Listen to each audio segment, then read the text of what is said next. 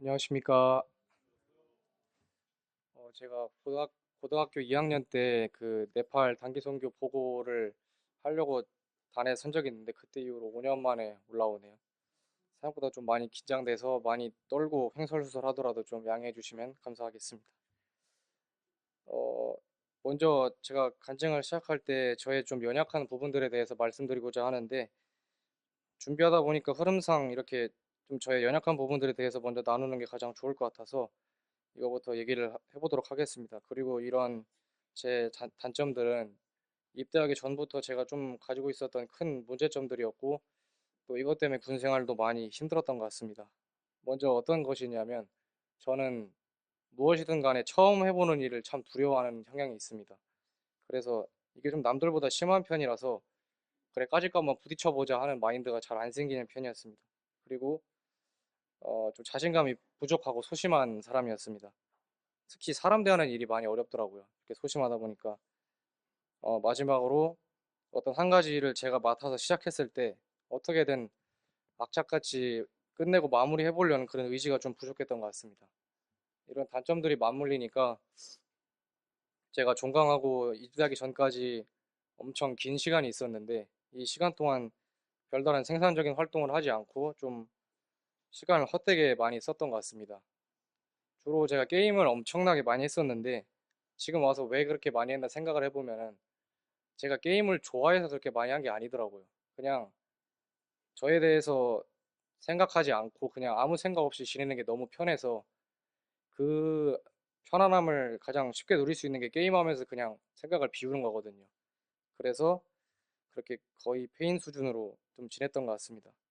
그리고 코로나 시기이기도 했고 제가 그때 20살에서 21살 넘어갈 때 시점이었는데 어, 너무 좀 다들 지치고 예민한 시기이기도 했고 또 제 자신도 답답한 현실에서 도망쳐서 그렇게 도피했던 것 같습니다. 참 무기력하고 도파민 중독인 상태였고 또 아무런 생각 없는 그런 시간들이었습니다. 돌이켜보면 아마 그때가 제 인생에 뭐 아직 23년밖에 안 돼서 되게 짧긴 하지만 인생 중에 가장 자괴감이 심한 시기이지 않았나 싶습니다. 또 제일 중요한 게 신앙적으로도 전혀 바람직한 상태가 아니었던 것 같습니다. 그 상태로 또 2022년 5월 24일 제가 입대를 하게 됩니다. 어, 제 간증 준비하면서 군대 얘기를 안 할 수가 없겠더라고요. 근데 세상에서든 교회에서든 군대 얘기를 많이 하는 거는 덕이 안 된다는 것을 배웠기 때문에 최대한 짧게 간추려서 해보도록 노력하겠습니다. 처음에 입대할 때 되게 걱정도 많고 긴장도 많이 했었는데 생각보다 훈련소 생활이 별로 안 힘들더라고요. 요즘 너무 편해서 솔직히 재밌었는데 수료할 때까지만 하더라도 아, 군 생활 할 만하겠구나 생각을 했어요. 근데 자대 배치 받고 첫날부터 아, 나는 벌레요 구더기라는 생각이 들게 됐습니다. 제가 남들 다 해본 그 흔한 알바도 안 해보고 사회에서 정말 편하게 살았었구나라는 게 온몸으로 느껴지는 그런 시간들이었습니다. 제가 또 근무를 할 때 남들보다 일을 배우고 좀 숙달되는데 시간이 오래 걸리는 편인데 동기들이 되게 많았었거든요. 한 저희 라인에 다른 애들까지 다 포함해서 한 20명 정도가 됐었는데 그 중에서도 좀 뒤처진다는 생각이 들어서 마음 고생을 좀 많이 했었습니다. 그리고 당연히 처음 배우니까 실수가 많잖아요. 근데 저는 그런 짜잘한 실수들에 대해서도 되게 좀 자책을 많이 하고 많이 담아두는 스타일이어서 자존감도 좀 많이 떨어졌었습니다. 제가 이 말을 하면서 집회에 지금 참여해서 말씀을 듣고 계신 성도님들 중에 저보다 나이 어린 동생들도 많은데 창피해서 안 하려고 하다가 간증 시간이라서 어쩔 수 없이 다 지금 말씀드리고 있습니다. 어, 근데 그나마 좀 다행이었던 건 저희 부대가 3교대 근무를 하는 그런 부대였어서 요즘 핸드폰을 사용할 수가 있거든요. 군대에서도 짧게나마. 그래서 아침에 핸드폰을 사용할 수 있는 주간에는 성도님들 찬양 소리 듣고 싶어서 그 유튜브로 온라인으로 예배 참여하면서 그 듣는 게 참 많이 위안이 됐던 것 같습니다. 근데 이렇게 힘들었던 것도 이제 시간이 지나고 좀 근무에 익숙해지니까 어느 정도 해결이 되더라고요. 예전에 제가 너무 힘들어서 이병 때 저희 분대 그 분대장한테 개인적으로 상담받으면서 조금 격려를 받은 적이 있었는데 나중에 제가 이제 그 위치가 되니까 짬이 차고 선임이 돼서 되게 좀 힘들어하던 후임한테 그 분대장이 저한테 해준 것처럼 똑같이 위로를 해준 그런 기억이 납니다. 그리고 안에서 운동도 나름 열심히 해서 몸도 키우고 체력도 많이 좋아졌었습니다. 제가 이렇게 또 한바탕 시행착오도 겪고 고생도 하고 나니까 저보다 먼저 군대를 갔다 온 형들이 되게 대단하게 느껴지더라고요. 더 위에 어른들은 물론이고. 그래서 군대에서 제가 또 배우는 것 중에 가장 중요한 두 개가 책임감과 성실함인데, 이렇게 고생을 하고 나서야, 이제서야 좀 저희 부모님들이 어떤 무게감과 책임감으로 지금까지 저를 위해 살아왔는지가 좀 와닿더라고요. 그래서 제가 평소에 엄마한테는 감사하다는 표현을 좀 많이 했었어요. 근데 저희 아버지한테는 한 번도 한 적이 없더라고요. 생각해보니까. 그래서 일병 한 5호봉 때인가 아빠한테 장문으로 카톡으로 편지를 썼습니다.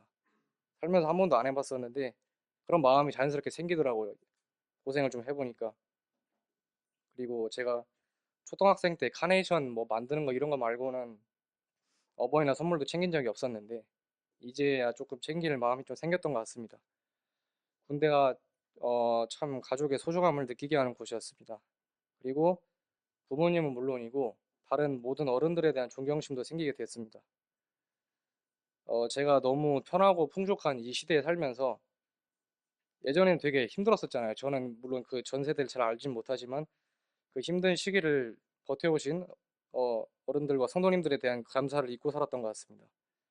그리고 세상에서만 이렇게 열심히 살아오신 게 아니라 하나님과 동행해 오신 앞선 믿음의 선배들이시기 때문에 저도 모임의 이런 어른들과 성도님들처럼 끝까지 믿음을 지키고 저의 후대에까지 잘 전할 수 있도록 노력해야겠다는 다짐이 들게 되었습니다.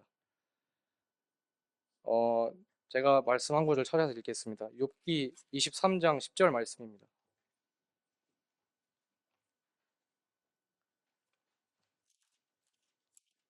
욥기 23장 10절 말씀입니다.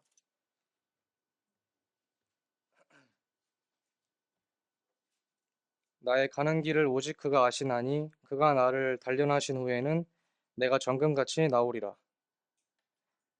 이 말씀이 참 깊게 묵상이 됐는데 제가 처음에 군대에 왔을 때는 그 시간이 인생을 낭비하는 참 헛된 시간인 줄 알았는데 또 다르게 생각을 해보니까 한편으로는 저 자신을 더 단단하고 강하게 만드는 그런 경험이 됐던 것 같습니다.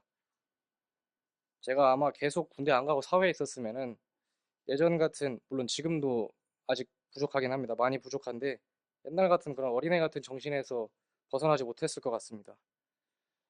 그리고 저는 정말 제가 가야 할 길에 대해서 아무것도 모르지만 하나님께서 저의 그 길을 아시고 항상 함께 인도해 주신다는 것을 깨닫게 되었습니다. 또 물론 제가 이렇게 군대에서 좋은 영향만 받고 잘한 행동만 있는 게 아닌데 예전에 은총 형제님 간증하시는 말씀 들을 때 제가 생각났던 게 있어요. 그 처음에 되게 말씀 열심히 읽으시고 들어간 지 얼마 입대하신 지 얼마 안 됐을 때 그러셨는데 군 생활이 편해지니까 하나님을 조금 멀리하게 됐다는 그런 말씀을 들은 기억이 나거든요. 근데 저도 똑같았습니다. 저는 좀 더 심했어서 신앙적으로 되게 힘들고 또 말씀과 멀어졌던 그런 시기였던 것 같습니다. 이게 군대라는 좀 특수한 환경이 제가 생각해 봤을 때는 그리스도인으로서 신앙을 지키기에 너무 힘든 곳이더라고요. 다음 달에 입대하게 될 우리 현민 형제 잘 들으세요. 이 정신을 똑바로 차리지 않으면은 말씀과 멀어지는 게 정말 한순간입니다. 다녀오신 형제님들은 잘 아시겠지만 군대만큼 세상에 대한 그런 욕망과 본능이 가득 찬 곳이 없는 것 같습니다. 뭐 현민 형제는 알아서 잘 하겠지만은 군대 안에서도 구별된 삶을 살 수 있도록 노력해야 된다는 걸 제가 깨달았거든요. 그럼 저도 현민 형제를 위해서 기도하겠습니다. 그리고 다른 케이스를 좀 모임의 동기들한테 들어봤는데 저녁 후에 그 전에는 모임 생활을 잘 하다가 이제 저녁 후에 모임을 떠나는 경우도 꽤 있다고 들었거든요. 제가 얼마 전에 모임 동기들끼리 MT를 했었는데 거기서 다른 모임의 어떤 자매가 저랑 다른 형제들 보고 저녁 이후에도 계속 교회에 남아있는 그런 믿음을 지키는 모습이 참 감사한 일이라고 저에게 말해줬던 게 기억에 남습니다. 어, 그리고 다음으로는 제가 저녁 후에 되게 오랜만에 전국 청년 연합 캠프라든지 이런 캠프와 또 동기 MT를 다니면서 많은 도전과 열정을 받은 일에 대해서 말씀드릴 텐데요. 제가 중학교 2학년 때부터 호남 캠프에 가서 만나게 된 되게 친한 친구가 있습니다. 근데 이 친구도 제가 고등학교 이후로 코로나랑 또 군대로 인해서 5년 동안 엄청 긴 시간 동안 만나지도 못하고 연락도 잘 안 하게 됐는데, 이게 지금 생각해보면 너무 후회가 돼요. 제가 연락을 잘 안 하는 게 좀 귀차니즘이 심한 스타일이라 그랬는데, 이 친구뿐만 아니라 좀 다른 모임의 동기들과 연락을 꾸준히 한다거나 또 만나려고 노력을 하지 않았던 게 참 후회가 됩니다. 어쨌든 긴 시간 동안 이 친구랑 접점이 없다가 올해 초에 전청에서 다시 만나게 됐는데 5년 만에 만났거든요. 그래서 너무 반가워서 첫날부터 새벽까지 같이 교제를 했는데, 제가 원래 알던 이 친구의 모습이랑 완전 좋은 쪽으로 180도 바뀌어 있었습니다. 처음에 중학교 때 이 친구를 봤을 때는 구원을 받은 상태도 아니었고 조금 이제 불량한 그런 학생이라는 느낌을 받았었는데, 어떤 모습이었는지 제가 굳이 언급을 안 하고 넘어가겠습니다. 근데도 이게 나쁜 이게 인성적으로 문제가 있는 친구이거나 아니면 좀 주변 사람들을 함부로 대하는 그런 모습은 없었기 때문에 제가 그래도 좋은 친구로 생각하고 잘 지내고 있었는데, 이제 23살이 돼서 다시 만나니까 단순히 변한 정도가 아니라 그 친구의 삶이 그냥 제가 가장 이상적으로 생각하는 세상에서의 모습도 그렇고 아니면 모임 가운데서 하나님을 섬기는 모습도 그렇고 제가 가장 이상적으로 생각하는 그런 모습으로 바뀌어 있더라고요. 어떤 게 있냐면 제가 인상 깊게 봤던 게, 일단 기본적으로 규칙적인 시간에 자고 일어납니다. 이게 그냥 규칙적인 게 아니라 얘가 군대를 전역하고 나서도 그 똑같은 시간에 기상 시간과 취침 시간을 정해서 하더라고요. 저는 저도 이 생각을 안 해본 건 아닌데 그냥 저녁 첫날부터 바로 무너지더라고요. 저는 해봤는데 뭐 쉬운 게 아닌데 대단한 친구인 것 같습니다. 그리고 중요한 것은 일어나자마자 그렇게 일찍 일어났는데 핸드폰을 하면은 의미가 없잖아요. 그래서 일어나자마자 기도를 하고 또 큐티를 합니다. 만약에 그 큐티를 못할 일이 없도록 정말 일찍 일어납니다. 거의 새벽 6시나 그 전에 일어나는 것 같습니다.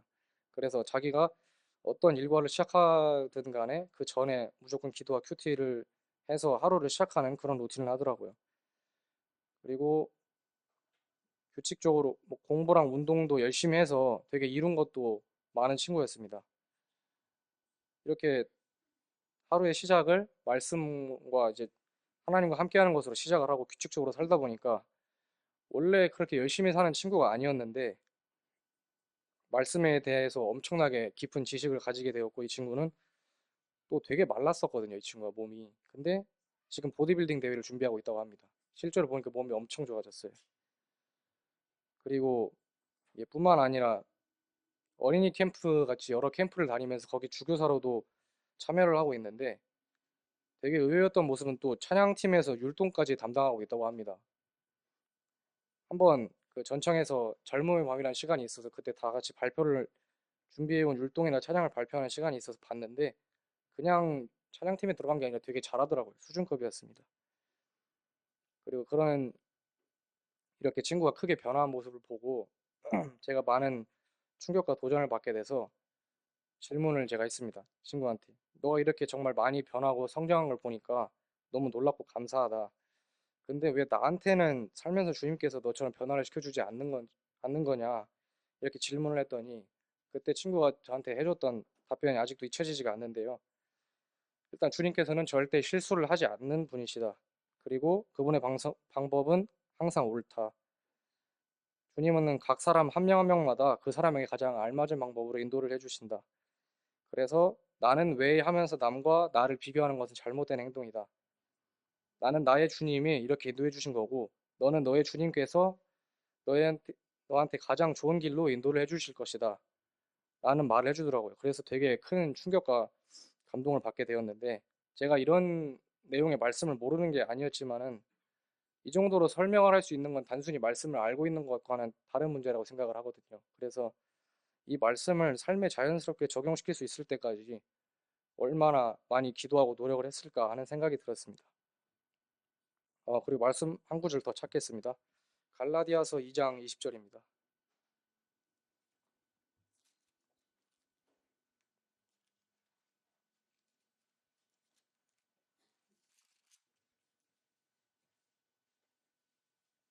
갈라디아서 2장 20절입니다. 내가 그리스도와 함께 십자가에 못 박혔나니 그런즉 이제는 내가 산 것이 아니요 오직 내 안에 그리스도께서 사신 것이라. 이제 내가 육체 가운데 사는 것은 나를 사랑하사 나를 위하여 자기 몸을 버리신 하나님의 아들을 믿는 믿음 안에서 사는 것이라. 이 말씀이 참 이 친구의 삶에 그대로 적용이 돼 있다는 그런 생각이 들었습니다. 제가 알고 있던 구원받기 전에 그 옛사람이던 이 친구는 이제 죽은 것이고, 지금 제가 보고 있는 그 친구는 주님께서 안에 살아계시는 그런 거듭난 상태였다는 것을 깨닫게 되었습니다. 제가 동갑내기인 친구를 이 정도로 존경하게 된 게 이번이 처음인데,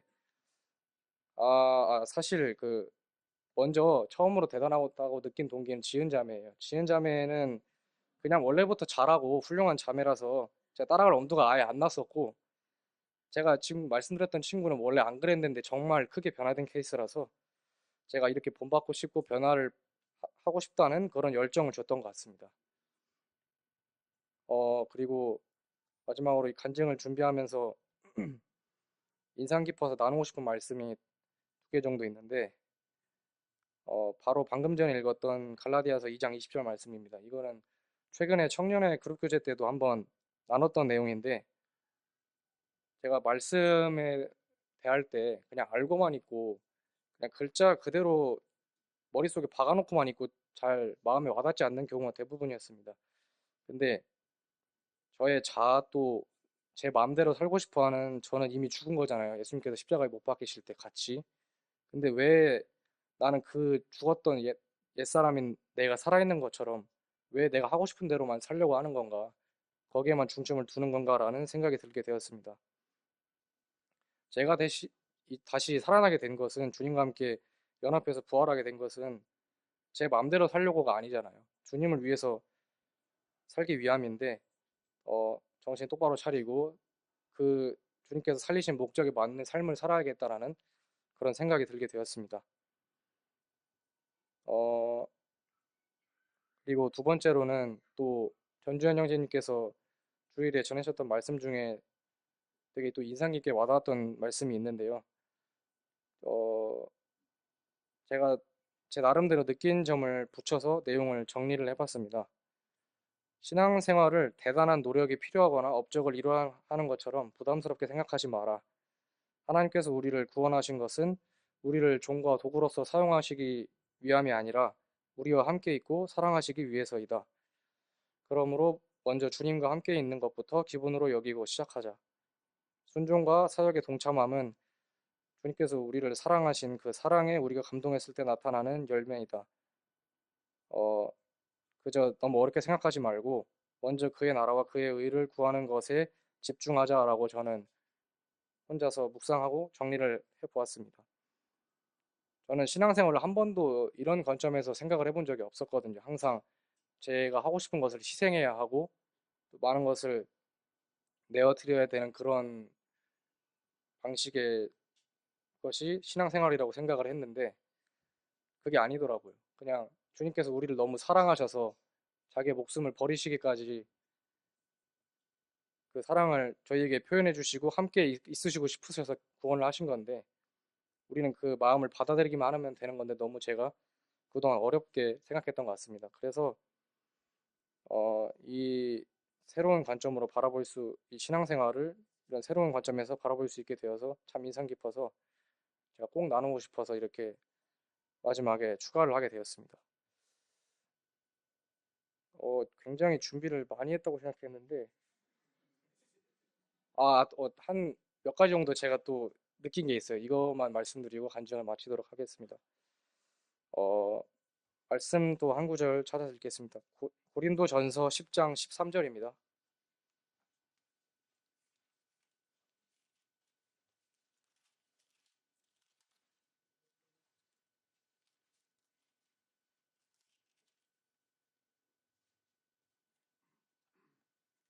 고린도전서 10장 13절입니다. 사람이 감당할 시험 밖에는 너희에게 당한 것이 없나니 오직 하나님은 미쁘사 너희가 감당치 못할 시험 당함을 허락하지 아니하시고 시험 당할 즈음에 또한 피할 길을 내사 너희로 능히 감당하게 하시느니라. 이게 또 군대에서 제가 참 많이 묵상이 됐던 말씀 중에 하나예요. 되게 벅차다고 생각했는데 다 제가 물론 제 능력이 아니라 하나님께서 도와주신 것이지만 다 이겨낼 수 있었고 또 그로 인해 성장을 했고 제가 완전히 무너질 만큼 하나님께서 저를 시험하시진 않으시더라고요. 그래서 그로 인해 많이 단련되고 또 성장을 했고 이런 걸 생각해 보면은 제가 살면서 되게 하나님께 불평불만을 했던 순간들이 많아요. 왜 이런 일을 나한테 일으키게 하시는지, 왜 또 지금 이 타이밍에 하시는지라고 생각을 했었는데 그걸 나중에 시간이 지나서 잠깐 돌이켜 생각해 보면은 아, 이게 나한테 최선의 길이었구나. 역시 주님의 방법은 틀리지 않구나라는 그런 사실을 느낀 적이 살아가면서 정말 여러 번 있었습니다. 그래서 이 말씀 또한 성도님들과 함께 나누고 싶어서 또 추가를 했던 구절 중에 하나입니다. 이것으로 제가 준비한 간증은 모두 끝났고요. 또 숙송을 또 안 할 수가 없잖아요. 수요 집회 간증 때는 준비를 하나 했는데 사실 제가 준비한 곡이 저번에 가은 형제가 부르려다가 말았던 그 곡인데요. 제목은 나의 찬송이라는 곡입니다. 근데 저도 이 곡을 올해 초부터 너무 가사가 좋아서 계속 듣고 있었는데 이렇게 제가 간증을 하는 이 자리에서 드리기에 참 합당한 그런 찬양이라는 생각이 들어서 선곡하게 되었습니다. 제가 몇 번 연습을 해봤는데 곡이 쉽지 않더라고요, 생각보다. 그래서 제가 항상 드리고 싶은 말씀이 있는데 멜로디보다 가사에 집중해 주시면 감사하겠습니다.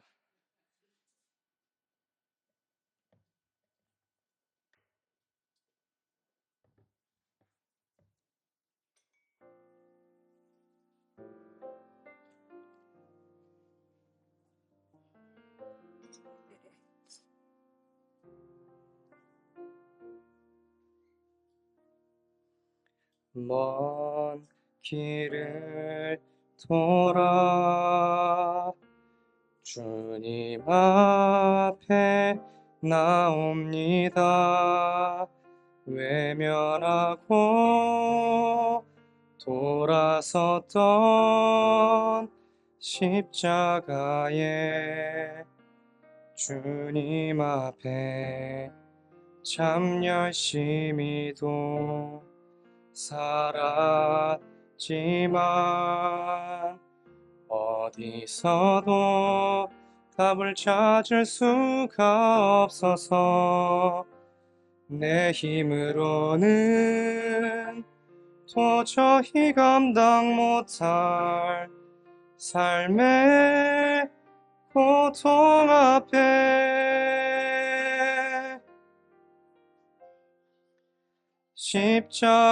십자가의 사랑으로 나는 완전히 변했습니다. 나 스스로도 품지 못한 날 위해 십자가에서 피 흘리신 주님, 생명 주신 주님 앞에 이전과 같이 살 수 없어서 내 힘을 다해 내 삶을 다해 주님을 높여 드립니다.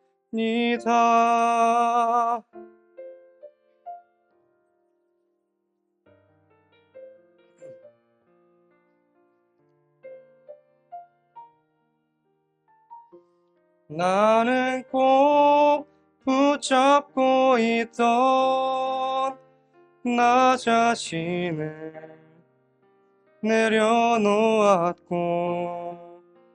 나의 끝은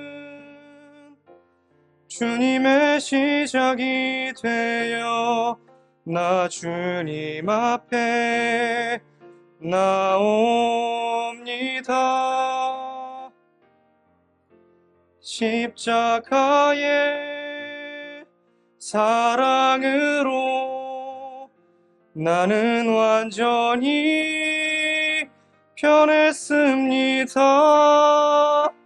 나 스스로도 품지 못한 날 위해 십자가에서 피 흘리신 주님, 생명 주신 주님 앞에 이전과 같이 살 수 없어서 내 힘을 다해 내 삶을 다해 주님을 높여 드립니다.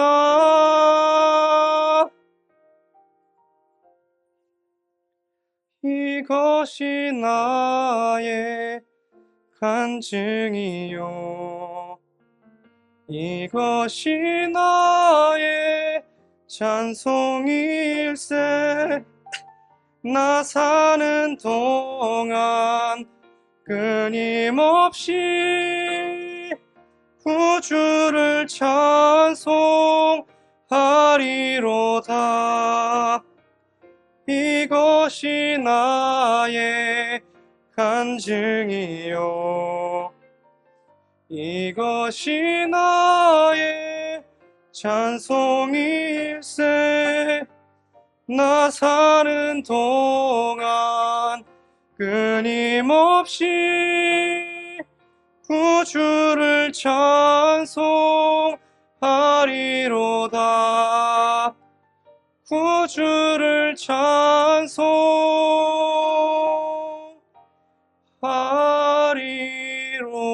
찬송하리로다. 감사합니다. 안녕하세요. 예, 입가에 흐뭇한 미소가 절로 나옵니다. 2022년 10월 11일 저녁 8시 11분 제가 지금 찾아봤거든요. 우리 아들한테 오글거리는 장문의 카톡이 받았던 겁니다. 원래 부자간에는 굉장히 뭐랄까 어색해요. 한 집에 있어도 서로 눈빛도 안 마주치고 예, 그래요. 어, 한없이 그냥 어릴 줄만 알았는데 제법 이제 철이 들어가는 그런 그 간증 내용을 들어보니까 그래 아마 살아갈 날들 또 새옹지마처럼 오르막이 있으면 내리막도 있고 그리고 원치 않지만 시행착오를 참 많이 겪게 될 텐데 그럴 때 잘 다듬어져서 주님 손에 잘 들려지는 그런 귀한 도구가 되었으면 좋겠다 하는 게 이제 아버지 마음이고 또 부모 마음이죠. 제가 김예찬 형제하고 어떤 관계인지 아시죠? 모르시는 분을 위해서 부연 설명을 해드렸습니다. 아주 저도 오늘 조금 가슴이 떨려서 깊은 잠을 못 잘지도 모르겠습니다. 레위기 오늘 23장이네요.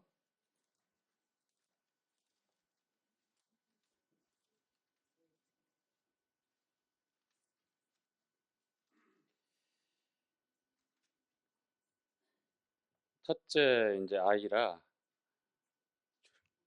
주님이 가정에 첫 아이를 주셨을 때 이제 이제 23살이니까 2001년도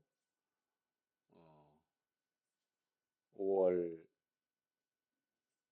10일 날 결혼식을 했죠. 2001년도. 예. 그래서 2002년도 4월 2일 날 태어났죠. 제가 혹시 잃어버릴까봐 혹시 결혼기념일이나 애들 생일도 잊어버리면 전작 가면 큰일 나거든요. 잘 기억합니다. 그런데 이 아주 조그마한 아이를 안고 이렇게 이제 3개월 정도 지나서 이제 처음 교회 왔는데 품에 안고서 있을 시간이 없었어요. 예배당에 오기만 하면 성도님들이 거의 뭐 거의 납치가 아니라 거의 어디 뭐 휴거 수준도 넘는 예찬이를 금방 채워 가셔가지고 특히 우리 노 모치님, 우리 고영순 모치님이 하루 종일 품에 안고 지금 저렇게 백발이 성성하셔서 이제 우리 모임에서도 이제 거의 어, 투고입니다. 연세로는 연세가 참 많으셔요. 지금 셋, 넷, 93. 예. 고영순 모치님 지금 93이죠? 예, 잘 안 들리셔가지고 제가 좀 크게 했어요. 예찬이 꼭 안아서 잘 보살펴 주셨다고 제가 말씀드리는 거예요. 뿐만 아니라 이제 다른 자매님들도 뭐 너무 편하게 이제 아이들을 그렇게 양육한 것 같아요. 그래서 아마 교회에 더 오고 싶었는지도 모르겠어요. 그랬던 우리 아이들이 이제 청년들이 되어지고 그리고 저마다 자기 일정한 자리를 잘 준비하고 또 그 자리에 있는 역할을 잘 감당하기 위해서 이제 하나 둘 준비해가는 과정들인데요. 어, 뭐 불안하죠. 뭐 부족한 것도 많고요. 그런데 저러면서 이제 다 어른이 되어가는 것 같습니다. 자, 레위기 23장 함께 교제할 텐데요. 레위기 23장은 3장 들어가기 전에 22장에 교제했던 내용들, 성물과 희생 제물에 관한 규례였죠. 이스라엘 백성들 가운데 하나님과 이스라엘 백성들의 중보 역할을 했던 제사장들에 관한 내용이 21장, 22장에 이렇게 교제가 되어졌고, 특별히 지난주 수요일 날 교제했던 22장 내용은 제사장들에게 돌려진 성물을 신분적인 혹은 신체적인 어떠한 조건과 자격이 주어져야 제사장이지만 그 성물을 먹을 수 있는가에 대한 교제였고, 그 다음에 희생제물, 특별히 화목제물에 대한 감사제로, 그리고 서원제로, 낙헌제 혹은 자원제로 드려진 세 부류의 화목제 제물에 있어서 어떤 제물을 어떻게 준비해서 하나님께 화제로 드려야 되는가에 대한 규례가 나와 있었습니다. 레위기에 나와 있는 거룩이라고 하는 주제, 이것은 1장부터 끝나는 장까지 계속 이어지는데, 이 거룩은 하나님을 위해서 따로 구별하다라는 의미가 있죠. 그렇죠? 어떤 수도사들처럼 세상과 단절되고 금욕적인 어떤 삶이 거룩의 모습인 것으로 우리가 자칫 오해할 수 있는데 절대 그렇지 않습니다. 교회가 거룩한 하나님의 집이고 하나님의 소유죠. 그렇죠? 세상에서 하나님의 것으로 따로 구별되어서 모여 있는 이 주님의 이름으로 모여 있는 이 모임 교회가 거룩하고요. 그다음에 성도들의 각각의 삶 가운데 하나님께서도 동일하게 원하시고 바라보시고 우리를 향해서 계획하신 부분이 바로 거룩입니다. 그것은 우리가 하나님을 위해서 구별된 삶, 구별된 인생이다라고 하는 사실들 우리가 잊지 말아야 되겠습니다. 자, 23장은 44절까지의 아주 긴 내용이 나와 있어요. 그래서 이 내용은 여호와의 절기라고 나와요. 여호와의 절기. 7절기가 나오는데 사람을 위한 절기도 아니고 사람들이 만들어낸 어떤 계절에 따라서 만들어낸 그런 절기도 아닙니다. 우리나라는 그 절기가 있죠. 봄, 여름, 가을, 겨울, 춘분, 하지, 추분, 동지, 뭐 이런 계절에 따라서 오는 절기가 있어요. 근데 사실 성경에서 지금 말씀하고 있는 이 절기라고 하는 단어를 피스트라고 해서 페스티벌, 어떤 축제 같은 명절이에요, 명절. 우리는 크게 추석과 설날 이렇게 명절을 크게 이제 전 국민들이 지키는데 이런 것처럼 이스라엘에는 하나님의 에, 이름을 위해서 여호와의 절기, 주의 명절로 이렇게 일컬어지는 일곱 절기가 있죠. 23장에 오늘 소개하고 있는데요. 아마 이 일곱 절기에 관한 교재는 최소 2주, 많게는 3주에 걸쳐서 교재가 되어질 것 같아요. 자, 우리 성도님들 제가 한번 테스트를 해보겠습니다. 자, 여호와의 일곱 절기 다들 알고 계시죠? 유무초, 나석초. 자, 제가 첫 글자만 얘기했는데, 자, 저를 한번 봐주세요. 자, 아이 컨택. 자, 한번 해볼까요? 6월절부터 시작. 6월절, 무교절, 초실절, 오순절, 나팔절, 속죄일, 초막절. 예, 웃음으로 무마하고 있고 립싱크로 대충 때우고 있는 분들이 참 많습니다. 자, 첫 글자만 제가 한번 빠르게 얘기해 드릴게요. 유, 무, 초, 오, 나, 속, 초. 뭐라고요? 잘 안 들립니다. 다시 한번요. 어떤 분들은 저기 시장하셔서 그런지 제가 잘못 들었어요. 유부초밥 나 좀 줘 그렇게 들립니다. 자, 첫 글자만 외우시고 그리고 우리가 많이 반복해서 들으니까 첫 글자만 연상하면 다음 이어지는 말씀은 바로 외울 수 있잖아요. 그렇죠? 뭐 이스라엘의 12지파, 그 다음에 다섯 제사, 그리고 일곱 절기. 구약을 요약하고 이스라엘 백성들의 일련의 삶을 우리가 가만히 들여다보면 이렇게 되어져요. 이스라엘이 12지파로 되어 있죠? 12지파, 그렇죠? 이것도 테스트 할까요? 자, 르시레유 단납갓 아 이스 요베. 이거 방언이 아닙니다. 자, 르우벤, 시므온, 레위, 유다, 단, 납달리, 갓, 아셀, 이사갈, 스불론, 요셉, 베냐민. 이게 12아들이에요.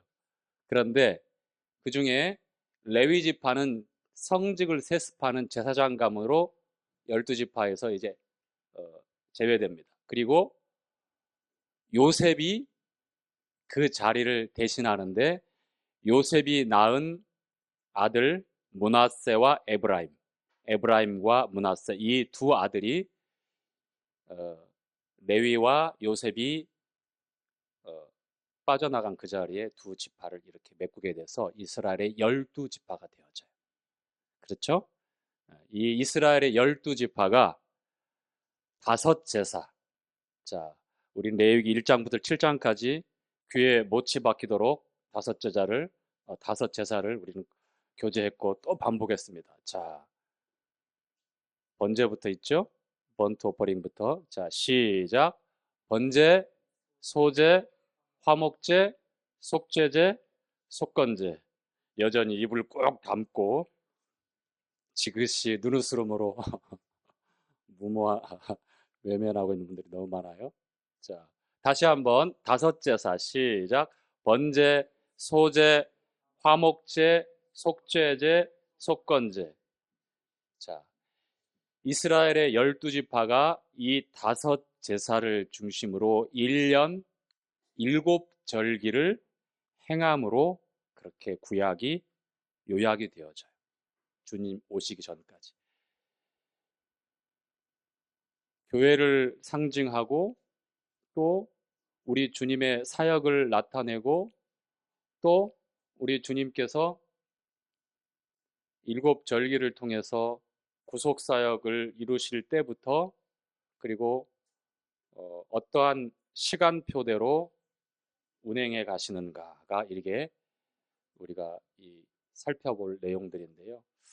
특별히 이 일곱 절기는 일곱 절기는 하나님께서 딱 정해 놓으신 달력과 같은 시간표 같은 그러한 줄거리로 이렇게 전개가 되어지죠. 무슨 말씀이냐고요? 이 여호와의 절기, 일곱 절기, 주의 이 명절은 이제 주님의 초림과 그리고 주님의 재림에 그 포커스가 맞춰져서 어, 복음이 그 안에 숨겨져 있다라고 이렇게 분별이 되어집니다. 읽어가면서 그러면 차분하게 6월절부터 함께 보도록 하겠습니다. 6월절부터 무교절 초실절까지는 봄절기라고 합니다. 봄절기. 그 다음에 오순절은 초여름에 있는데 뭐 이 네 가지 절기 6월절, 무교절, 초실절, 오순절까지 봄절기라고 봐도 괜찮은데 오순절은 초여름에 시기적으로 초여름에 그렇게 되어지고 그 다음에 시간이 한 4개월 정도 약 4개월 정도 건너뛰고 그 다음에 나팔절, 속죄일, 초막절 혹은 장막절, 수장절이라고 하는 이 세 절기는 가을절기라고 얘기도 합니다. 시기적으로 가을에 있기 때문이죠.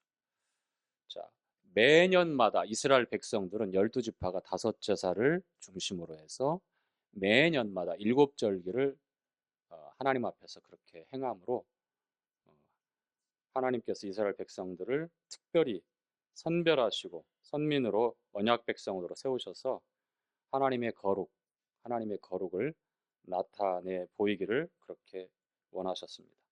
자, 23장 1절부터 한번 보지요. 함께 읽겠습니다. 여호와께서 시작. 여호와께서 모세에게 일러 가라사대 이스라엘 자손에게 고하여 이르라. 너희가 공포하여 성회를 삼을 여호와의 절기는 이러하니라. 자, 1절 2절에 여호와의 절기. 이것은 곧 성회라고 말씀을 합니다. 거룩한 모임, 거룩한 모임. 모든 하나님의 이 절기는 이 모임과 관계가 있어요. 이스라엘 백성들이 모여야 합니다. 안식을 하는 날입니다. 모여서 하나님의 이 명절인 이 일곱 절기를 지켰습니다. 그래서 이 모임이라고 하는 것, 이 모임이라고 하는 것은 성경의 일곱 절기를 순종하고 또 행하는 데서도 기본이 되어지는 거예요. 자, 교회가 뭐죠? 교회가 뭐죠? 불러낸 무리죠. 그렇죠. 따로 구분된 무리죠. 주님의 이름으로 모인 모임입니다. 모임. 그래서 잠실지역교회라고 이렇게 소개하기도 하고요. 그 다음에 잠실 모임. 어디 지역의 이름을 얘기하고 어디 모임, 어디 모임 그렇습니다. 성도들의 모임이 교회예요. 이 거룩한 성회라고 하는 것이 이 거룩한 모임이라고 하는 것이 바로 그런 의미를 계속해서 우리에게 주고 있어요. 이스라엘 백성들이 모든 일들을 멈추고 모이는 이유가 뭐냐면 여호와의 절기를 지키기 위해서입니다. 3절부터 함께 보겠습니다. 시작. 엿새 동안은 일할 것이요 일곱째 날은 쉴 안식일이니 성회라. 너희는 무슨 일이든지 하지 말라. 이는 너희 거하는 각처에서 지킬 여호와의 안식일이니라. 자, 첫 번째 이제 안식일이 나오는데요. 주님께서 6일 동안 말씀으로 천지를 창조하시고 7일째 되는 날 다 완성하고 마치셨을 때 쉬셨습니다. 그래서 그날을 복주고 안식일이라고 말씀을 하십니다. 이스라엘 백성들에게 십계명을 주실 때에도 안식일을 기억하여 거룩히 지키라고 제4계명을 주시죠. 그렇죠? 이 안식일의 완성은 어떻게 되어집니까? 구약의 율법에 봤을 때에. 자, 처음에는 안식년이 되어져요. 자, 7년째 되는 해의 안식년이죠. 그때는 이스라엘 백성들이 일주일에 하루만 쉬는 게 아니라 1년을 쉬어요.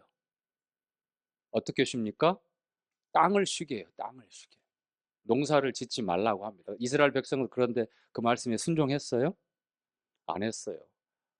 뭐 먹고 살아? 라고. 아우, 내가 조금만 노력하면 저렇게 눈에 보이는 소득이 있는데 쉴 수 없죠. 이 70년 포로 생활, 바벨론에 의해서 유다가 멸망하고 70년 동안 바벨론에 끌려가서 이제 메데 파사 고레스 왕이 칙령해서 이제 다시 1차, 2차, 3차 그렇게 포로 귀환하게 되는데 70년이 왜 70년인 줄 알아요? 가나안 땅에 정착하고서 출애굽하고서 40년 동안 불순종의 결과로 광야를 헤매다가 이제 여호수아를 새로운 리더자로 하나님이 세우시고 모세 사울 여호수아를 중심으로 해서 이제 가나안 땅에 정복 전쟁을 하죠. 이제 가나안 땅을 정복하고 12지파가 사이좋게 기업을 나눠 가지면서 율법을 주셨잖아요. 출애굽기 20장에. 그렇죠? 십계명을 주셨어요. 안식일 지킬 것. 그리고 모세를 통해서 이 안식년에 대해서 말씀을 하셨습니다. 그런데 이 안식년이 지켜지지가 않았어요. 안식년에 대해서 불신했습니다. 그때부터 계산해서 70년, 70번, 77에 49. 자, 그렇게 계산해서 70년 동안 포로 생활을 하고 귀환하게 되는 것이죠. 자, 안식년보다도 더 완성된 이제 안식의 완결판이 어떤 걸까요? 7번 반복되고 50년째 되는 해를 무슨 년이라고 그래요? 우리 자매님들 기분 나빠하지 마시기 바랍니다. 년년 그래가지고. 이건 그냥 해년자예요. 예. 자, 희년이죠, 희년. 자, 7년이 7번 반복되고 50년 되는 해를 희년이라고 해요. 이게 안식의 완결판입니다. 그런데 아무리 안식년이고 아무리 희년이 되어도 그것은 법 아래 있는 완성되지 못한 완전하지 않은 안식일 뿐이죠. 그렇죠? 진정한 안식은 어떤 안식입니까? 자, 우리 주님께서 십자가에 달리셔서 단번에 영원한 속죄를 이루시고 운명하실 때에 6번째 가상 7원 가운데 6번째 하신 말씀이 있어요. Is finished. 테텔레스테. 다 이루었다. 다 이루었다. 주님께서 이 땅에 오셨을 때도 쉴 수가 없으셨어요. 안식일에도 병자를 고치시고 의도적으로 충돌이 되는 것처럼 바리새인과 서기관들이 계속해서 그 문제 가지고 주님을 힐난했는데 의도적으로 병자를 고치기도 하고 그 다음에 제자들이 어, 시장에서 이렇게 밀을 까불어서 이렇게 먹으니까 그걸 또 판단하고 얘기하죠. 주님이 말씀합니다. 안식일은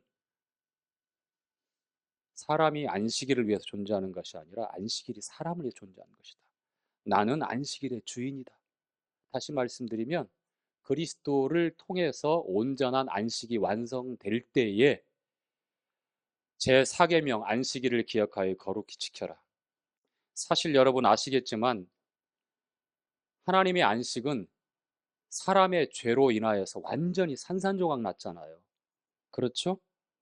그것을 회복하기 위해서 율법이라고 하는 말씀을 통해서 지켜라. 의지적으로 지켜라라고 그렇게 명령하신 거예요. 그런데 지켜지지가 않죠. 지킬 수가 없죠. 그래서 우리 주님께서 오셔서 다 이루었다. 자, 마태복음 11장 28절에 수고하고 무거운 짐진 자들아 다 내게로 오라. 내가 너희를 쉬게 하리라. 안식일이 어떤 날이죠? 쉬는 날이잖아요. 쉬는 날. 그냥 뭐 할리데이 그냥 휴무니까 내 마음대로 그런 게 아니라 진정한 쉼. 구약 시대 때 진짜 이 안식일을 고대하고 기다리는 부류의 사람들을 어떤 부류인지 여러분 교제해서 아시죠? 눈앞에 이 이득 당장의 현실적인 문제로 조금만 더 일하면 아이고 저거 따야 되는데 하루만 더 지나면 저거 상품가치 없는데 뭘 해야 되는데 그런 사람들은 안식일이 되어도 너무너무너무 불편할 거예요. 빨리 안식일 지나라. 토요일 날 금요일날 해질 때부터 토요일날 해질 때까지. 토요일날 해질 때 딱 되면 그냥 호롱불 들고라도 가서 그냥 뭔가 타작하려고 그렇게 마음을 먹은 사람들이 많을 거예요. 그런데 강제하잖아요. 강제. 안식일에 쉬게 만드시잖아요. 짐승까지 다 쉬어야 돼요. 그 집에 있는 종들도 다 쉬어야 됩니다. 정말 누가 그 안식일을 간절히 기다리겠어요? 종들이죠. 종들. 합법적이고 율법이 보장해 놓은 그 날만큼은 꿀 같은 휴식이에요. 우리가 참으로 죄에 짓눌려 있고 사망과 흑암의 권세에 붙잡혀 있는 그런 희망 없는 죄인이라는 사실, 노예라는 사실, 자유가 없는 종이라는 사실들을 빨리 알고 하나님 앞에서 발견했을 때에 주님이 주시는 참된 안식을 간절히 소망하게 되어 있습니다. 간절히 그리워하게 되어 있어요. 구원받는다는 것이 바로 그런 거거든요. 죄가 우리를 짓누르고 죄에 따른 그 심판에 대한 두려움이 우리를 짓누를 때는 잠을 제대로 잘 수도 없죠. 일상이 아니에요. 이러다가 내가 뭔 사고라도 나고 이러다가 뭔 일이 나면 어떻게 되지? 정말 두려워요. 펄펄 끓는 어떤 텔레비전에 나오는 용광로 보면 지옥은 저보다 더할 텐데 견딜 수 없습니다. 안절부절하죠. 쉴 수가 없어요. 무엇을 해도 쉼이 없죠. 그래서 진정한 안식은요, 주님이 다 이루시고 그리고 내게 오라, 내가 너희를 쉬게 하리라.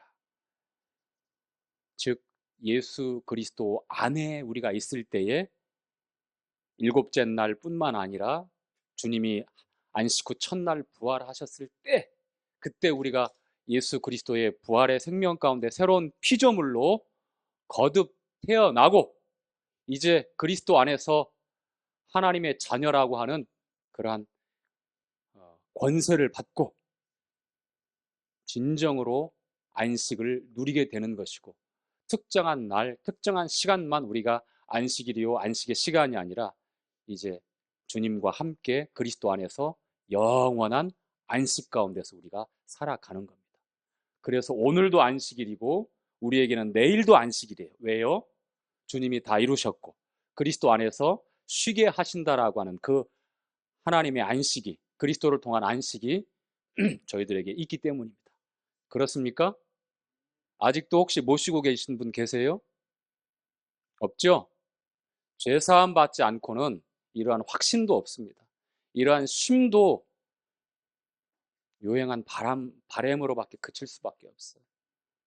죄사함을 통한 구원을 받고 성령으로 우리 영이 거듭났을 때, 다시 태어났을 때에 그리스도 안에서 새로운 피조물로 하나님 앞에 하나님의 자녀로 우리가 세워졌을 때에 특정한 날, 특정한 시간, 그것이 안식일로 끝나는 것이 아니라 이제 그리스도 안에서 모든 날, 모든 시간 주님과 함께하는 어느 곳이든 간에 어느 삶이든지 간에 우리에게 안식이다라고 하는 것이 참된 안식이 되는 것입니다. 자, 4절부터 읽겠습니다. 기한에 시작. 기한에 미쳐 너희가 공포하여 성회로 삼을 여호와의 절기는 이러하니라. 정월 14일 저녁은 여호와의 유월절이요. 자, 거기까지요. 자, 유월절 첫 번째 나오죠. 자, 출애굽기 12장에 유월절에 관한 유래가 기록되어 있습니다. 이스라엘 백성들이 애굽의 총리였던 요셉이 있을 때에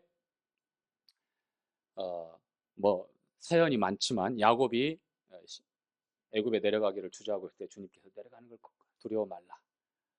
이제 거기서 내려가서 이제 400년, 정확히 뭐 430년으로 아브라함 때부터 여기서 400년 동안 생활을 하게 되는데, 그런데 안타깝게도 힉소스 왕조가 붕괴되어지고 본토, 즉 함개의 본토인들이 다시 왕위를 이제 회복하고 셈개의 힉소스 왕조를 무너뜨리고 다 몰아내고 요셉을 알지 못하는 이제 왕이 세워졌다고 하죠. 그게 바로 이제 바로 힉소스 왕조가 아닌 이제 애굽 본토 사람들이 다시 회복해서 권력을 쟁취한 이후입니다. 그 이후부터 이제 이스라엘 백성들이 어떻게 돼요? 배후가 어떻게 달라지죠? 자, 정치적으로 이제 그들이 볼 때에는 위험한 존재들이잖아요. 외세의 침입이 있을 때에 저들이 그들과 함께 뭐 몰아낸 그 셈계의 힉소스 왕조들 다시 권력 쟁취하려고 다시 쳐들어오면 같은 민족이라고 해가지고 같이 야합해서 우리를 위험하게 할 수 있겠다. 뭐 이런 정치적인 판단들. 그 외에도 너무나 강력하게 수백만으로 이렇게 중다한 그런 종족으로 이렇게 강력하게 다산하고 번영하니까 애굽의 이 권력자들이 봤을 때 굉장히 위험하게 생각을 한 거예요. 그래서 생각해낸 게 점점 이제 압박하고 이제 급기야는 모세가 태어날 때에 어떻게 했어요? 남자아이는 다 죽이고 여자아이만 살리게끔 하는 그러한 정책을 핍니다. 노예로 삼았어요. 노예로. 그래서 수많은 애굽의 그러한 이제 건축 뭐, 뭐 굉장히 많은 국고성들 뭐 피라미드를 지었다라고 하는 뭐 기록은 없지만 우리가 아직까지 남아 있는 그 이집트의 고대 문명들 가운데 뭐 이스라엘 사람들이 노예가 되어서 그렇게 그 일에 아주 엄청난 중노동에 시달린 그런 일들이 있었을 것으로 보여집니다만, 자 때가 되어서 이제 모세를 다시 보내고 애굽 왕 바로에게 이제 이스라엘 백성들을 자유케 하고 내보내라고 했을 때 거절하죠. 계속 거절합니다. 그럴 때마다 하나님께서 재앙을 내리셨어요. 애굽에 총 몇 가지의 재앙이 내렸죠? 10가지의 재앙. 그런데 9가지 재앙까지 다시 말씀드리면 애굽이 경제적으로 파탄이 날 정도였고 정말 심각한 그런 위기에 처했음에도 불구하고 어떻게 했어요? 하나님 말씀에 굴복했어요? 안 했죠. 끝까지 저항했죠. 그래서 마지막 초태생을 심판하고 죽이는 그러한 마지막 재앙을 남겨두고 이제 그 피할 수 있는 방법을 모세와 이스라엘 백성들에게 가르쳐 줍니다. 그것이 바로 유월절이에요. 패스오버. 패스오버. 넘을류 넘을절. 넘어간다고. 뭘 넘어가죠?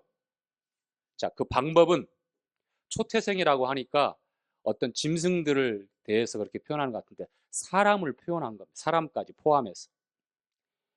집집마다 처음 태어난 장자, 남자 아이를 어떤 집이든지 간에 누구든지 간에 다 심판받고 이제 죽게 된다고 하는 심판의 내용이에요.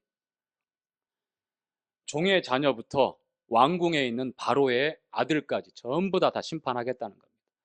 이 장자를 초태생을 이제 죽인다고 하는 심판은 상징적인 의미가 있어요.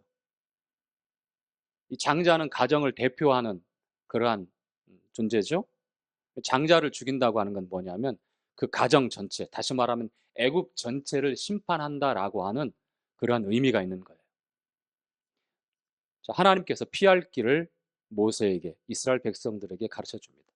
1년 된 흠없는 어린 양을 잡아서 자 10일 날 이제 1월 10일 날 이 정월 달이죠. 이 유대력으로 이 날을 니산월 혹은 아비벌이라고 그래요. 이것을 해의 시작으로 합니다. 태양력으로 말씀드리면 이게 3월 말이나 4월 초 정도 되는 그런 시기입니다. 자, 1년 된 흠없는 어린 양을 10일 날 딱 구별해서 이제 가족의 인원 수에 맞게끔 이제 구별해서 준비를 합니다. 그리고 1월 14일, 니산월 1월 열 나흘 되는 날, 하루 이틀 사흘 날 14일이에요. 14일. 1월 14일 날 양을 잡고 그 양의 피를 사람들이 집을 출입할 때에 위에 이마 쪽으로 길게 이 세로로 있는 것을 인방이라고 그러고 가로로 이렇게 내려 있는 것을 어, 문설주와 인방이라고 합니다. 문설주, 인방. 자, 문설주와 인방에 피를 바르라고 그래요. 인방과 문설주에. 자, 세 군데를 바르겠죠? 그쵸? 그러면 그 피를 볼 때에 죽음의 천사가 심판하는 그 밤에 그 피를 볼 때 넘어간다는 거예요. 여러분, 어린 양의 피는 부적이 아니에요. 어떤 의미가 있죠? 장자가 죽어야 되는데 이 집안이 심판을 당해야 되는데 대신 누가 죽었다? 흠없는 완전한 일련된 그런 양이 죽은 거예요. 양. 대신 죽었다라고 하는 그 생명의 속죄의 분명한 상징이에요. 대가. 그 지불된 구속의. 자, 한 구절 찾고 함께 읽고 오늘 교재 마치도록 하죠. 고린도 전서 5장입니다.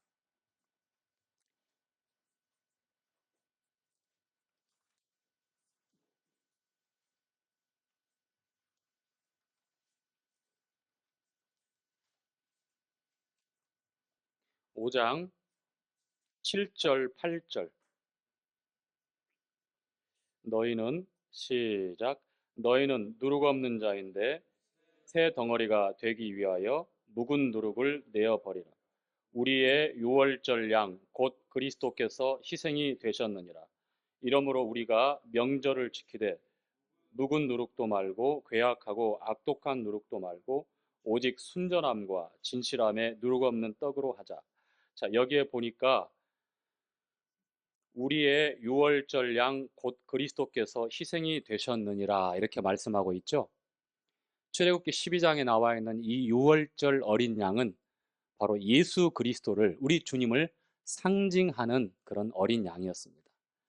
요한복음 1장 29절에도 침례 요한이 보라 세상 죄를 지고 가는 하나님의 어린 양이로다 라고 이렇게 고백하잖아요.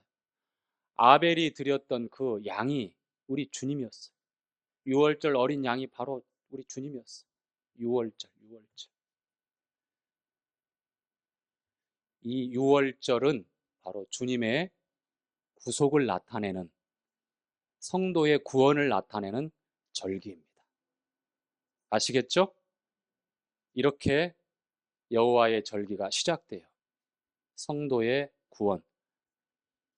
하나님의 아들 유월절 어린 양이 되셔서 우리를 위해서 나무에 달려 십자가에서 피 흘려 죽으신, 그리고 피값으로 우리를 죄에서 구원해 주신, 그리고 그 사실을 부활하심으로 보증하시고 우리의 의로움을 증명하신 그러한 시작이 바로 유월절입니다. 오늘 유월절에 관한 교재 여기까지 마치도록 하겠습니다.